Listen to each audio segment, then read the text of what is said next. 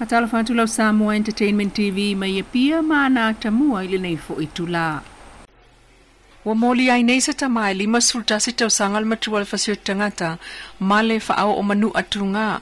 O le whaalavlavele na tupu le sa so ono mati e to atasi le li ina maliwai ma leisi to alua o lo tau fiel potinga ina ili whalemai.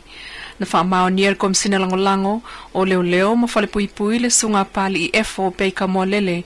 Wa moli el fasioti tangata le li ile lima sultasi tau sangal matua ai ono toe whao popo nisi molianga. Mai ol fale tonu le na tupu mai tafa fale alili le sa. Ta ua fo ile sunga pari i efo ina ua fsilingia le li tio polensia. Ol whaamtalanga mai le ofisa o leo i fale alili o ta ua e to ono tangata na ili taavale. Lima ali i maltumaita ina ave taavale.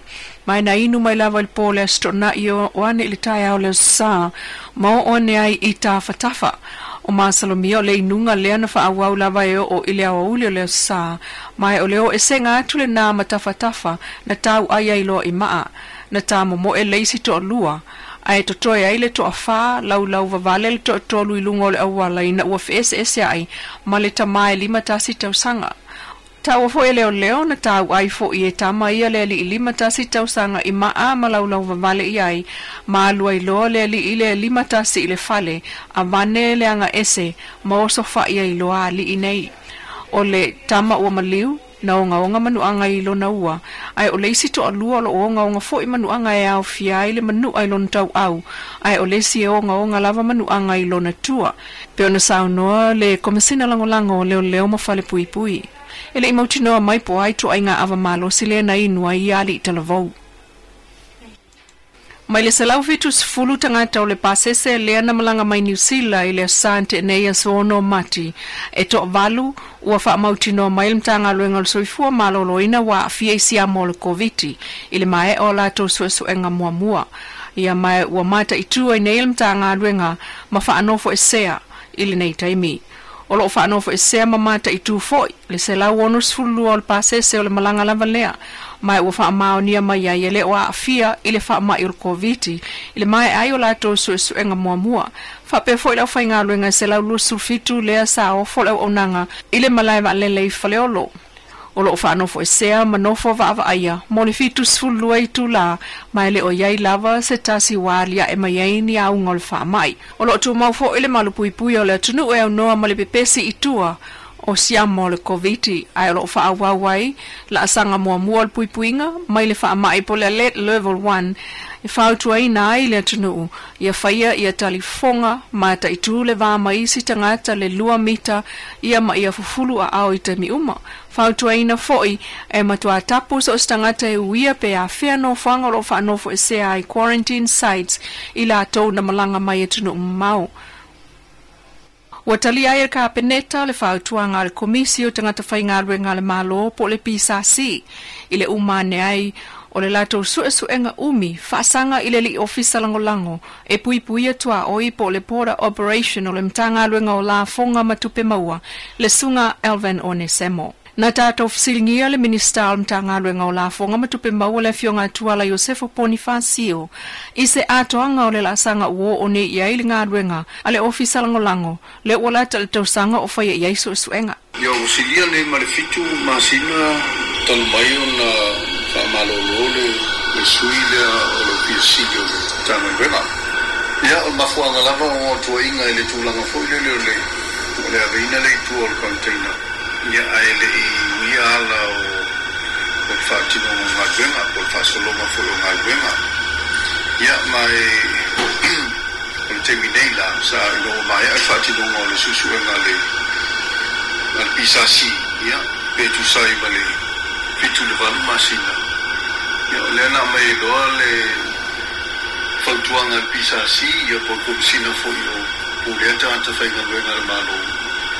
Ina ia whaasala, ia le riilea e le awhetala, ia maagelo iaisi na lapata inga mulmuli fo ilele atoe whailo, ia ua whapena loan whaamuta lana koni karate. Ia maratulanga lea na o mai loan whautuanga lea e konsina, ia po le konsina fo i o whaala kotonga o puleata ata whainga luenga le malo.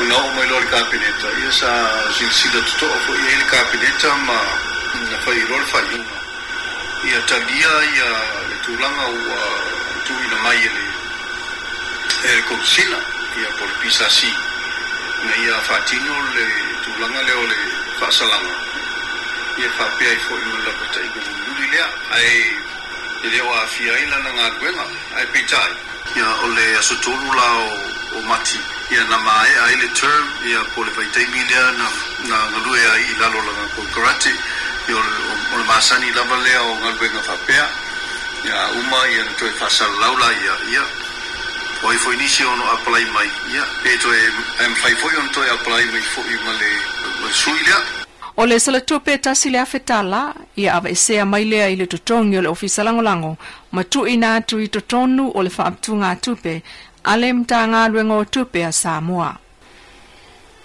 O samali ene ile vai yaso ta lona whaanofo esea tu so luas fulima o tangata whai ngā luenga o ila tauna ngā lulue le taimina taunu ua ile wa oloa ile wafu i matautu ile amatanga o mati.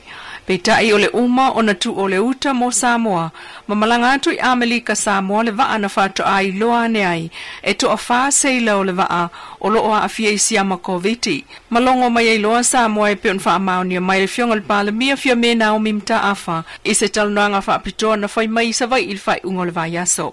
Sai e se vaa o loa, no o mai ma sa taula i leso mua le masinei.